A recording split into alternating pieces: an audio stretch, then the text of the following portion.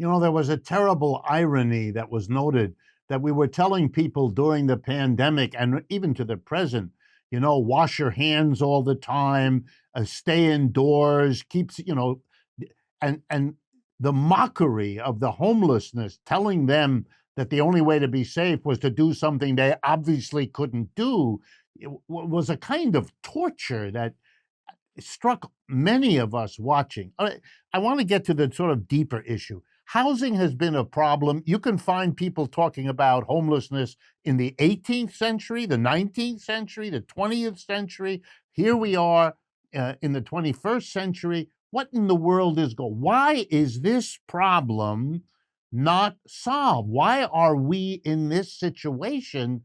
And I turn to you because I know you've done research as well as been activists. Help us understand what this system is failing at, that it cannot deal with this. Well, for me, there are two different issues. First of all, people make money off of people being homeless. It costs more money to shelter someone in a shelter at night than to give them an apartment.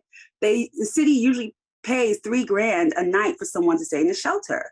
And so it would be easier for them to get a voucher and for them to find a place to live, but it's not coming off as easy because of the fact that people are making money off of people being homeless. It's a money grabbing process.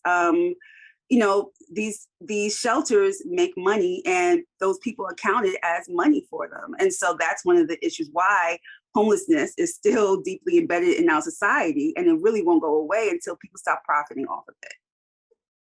Totally. Wow. And I think, when I think about the root causes of our housing crisis, I think it really comes down to the fact that land and housing have been commodified. And if you could trace this back all the way to settler colonialism, European colonizers coming to this land and stealing land from indigenous communities and imposing a private property system that had very rigid lines around who could own land and who couldn't.